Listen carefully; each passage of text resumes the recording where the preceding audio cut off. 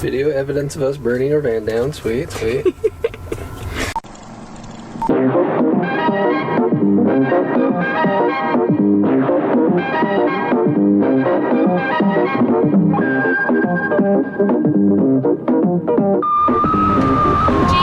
what a tunnel. We're in a ton of snakes. That's us. Rude. We're in northern Italy in the longest tunnel. Even on the GPS, I don't know where it ends. So we're coming off of 2 nights of free camping in Florence, but we needed amenities. We needed to charge our batteries, dump our toilet, take showers, so we made a beeline for a campsite in the northern part of Italy.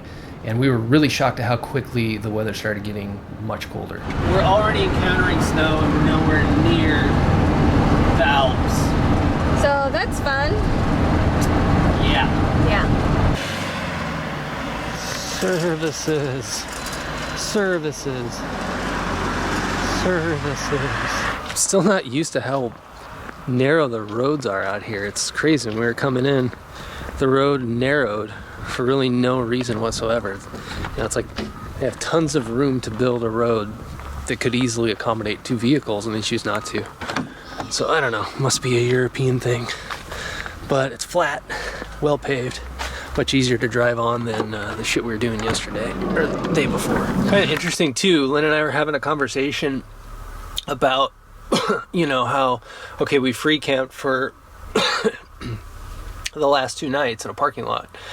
And of course our battery power ran out pretty much immediately in our van, so we basically had nothing. It was just basically like sleeping in a tent.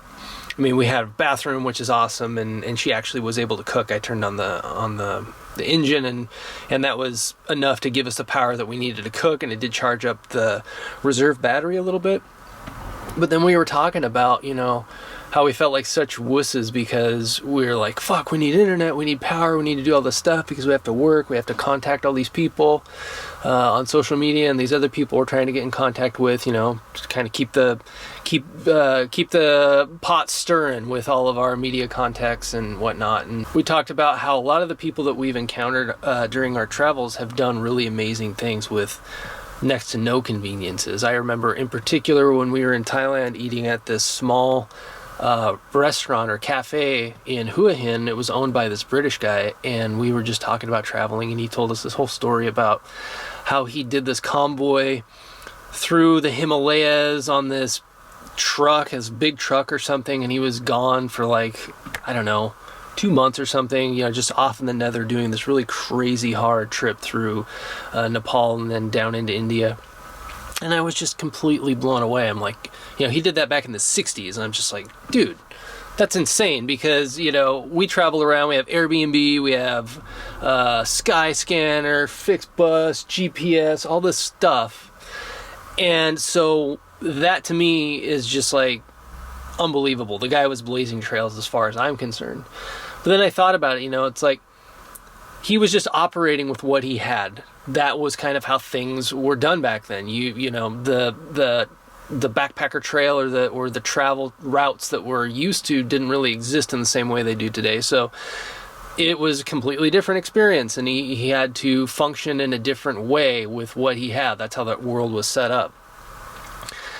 And then I thought, you know, it made me feel real lame about what we're doing. But then it dawned on me too, you know, in some way, we're also just functioning in the world as it's set up for us, as it's laid out for us. In our case, we're trying to be like kind of digital nomads, I guess. So we need internet, we need power, we need these things more often than not, because that's just how we live our lives. A lot of the things that didn't exist for that guy exist for us, you know, like the internet, for example, and YouTube and videography and video gear, digital photography and videography. So, you know, it's interesting to think about how the world has changed and how that has changed people's ability to function in that world. Oh, here's Lynn. I can't tell if that's a good Lynn face or a bad Lynn face. Shit. Yay. Tell me something good. Yeah, we just drive in and then they'll let us in. But there's gates, and then they're having like a graduation party there. For some reason, there's a whole bunch of people, and then it was just very confusing. But it's some old man. So the office there's nobody in there. Okay. But then he apparently lives above the office, so he's like yelling down at me, and he's like, what? And then I had to have someone that's from the party like come and talk to me and So we have tell space. him there's plenty of space there. Nice. Yeah. How much is it? It's like 15 euros. Oh, that's fucking nothing. Yes! No, because how do we get like Wi-Fi? So we're here and we have no idea what to do. Yeah, basically well, what's the old happening. guy lives up here, and then he tells me what to do and where to park.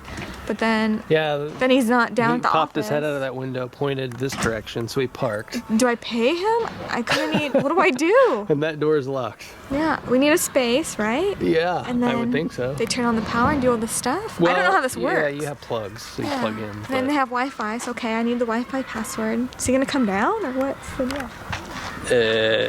Yeah. Oh, hold on. Let me take a look around here. So I think what's going on is that he doesn't greet us or anything. We're just here, right? I don't know. And we can plug clearly in. have to. Yeah, but you know, we gotta exchange information. He's Do gotta we? know how long? Yeah, I think so. I don't know. I don't know. I'm just gonna try to plug this van in for the first time. Here we go. I need this to turn green. If that turns green, we're in like flight. So obviously this was our first time driving the van to a paid campsite. And one thing that we both found really interesting about this site and all the other sites that we visited is that they had receiving hours. Normally with a hotel, we're used to just showing up and checking in and going to our room. But this setup was different because we just basically drove in there, got all set up, and sat there for about 3 hours before we ever saw anyone that worked there. Yeah, the guy pulled in. I read it, and the receiving hours are like starts at 5 p.m.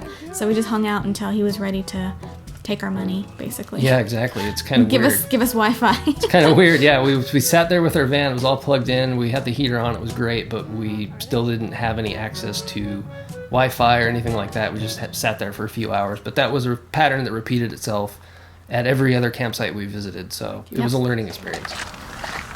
We figured it out. We stopped filming because we were both like, what the hell?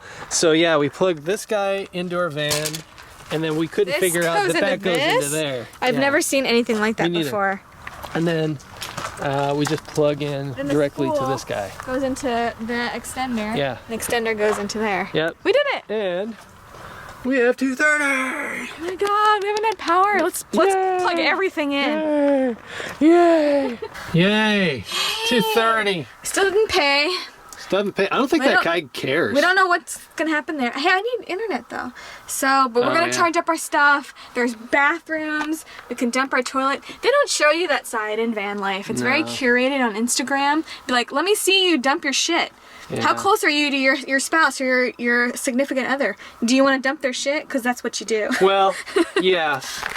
To be fair, in a lot of the different types of van life stuff, I think she's referring to, they don't even have toilets to begin with inside of the thing, Sometimes the they van. do. So, but yeah, it's a little bit unglamorous, and Yeah, we have it to do is. those things. So Yeah, I'm gonna walk around and find out where the hell we even do that.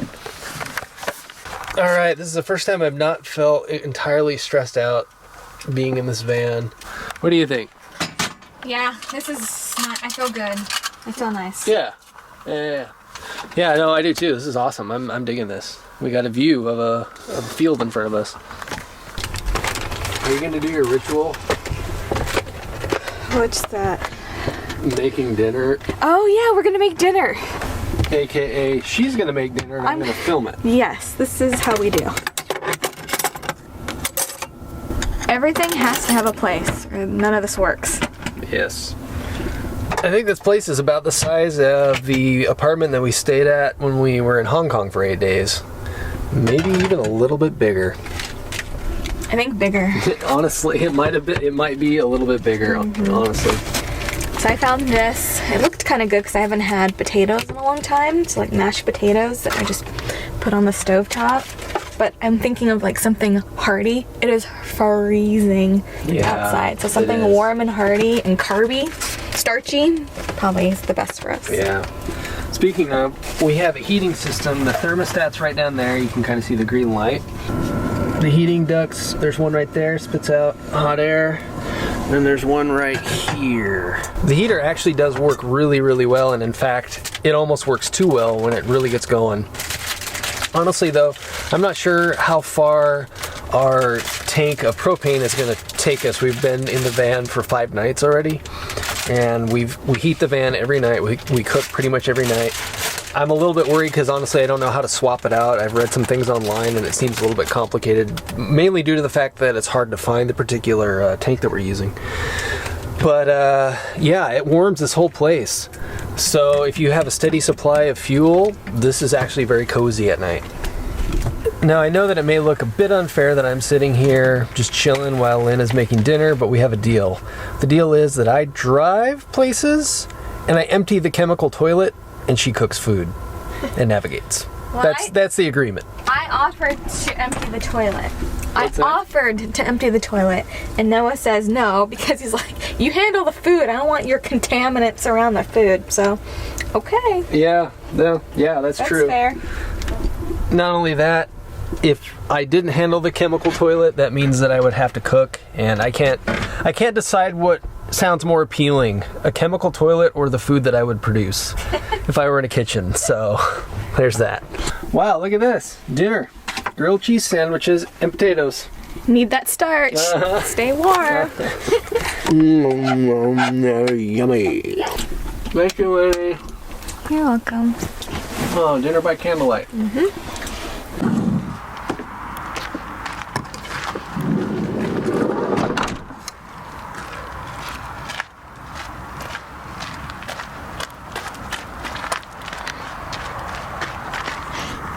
This is van life. Yeah,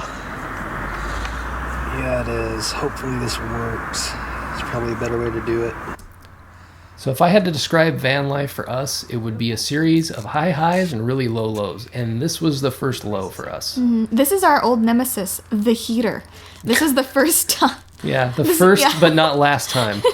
You'll see this as a running theme. Again, keeping in mind that we have no idea what to do or how to fix this. Out of all the things that could go wrong in this van during the winter, this is the one that we don't want to have go wrong. Yeah, the heater. It hurt us. Yeah, apparently. It hurt us. I was bragging about it 2 minutes prior to this, and then it literally stopped working, and this plagued us basically for the rest of the trip. You did it!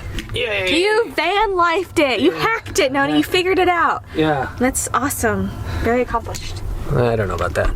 So, yeah, we figured out the heating situation. It was just sucking in... Wait. Fuck.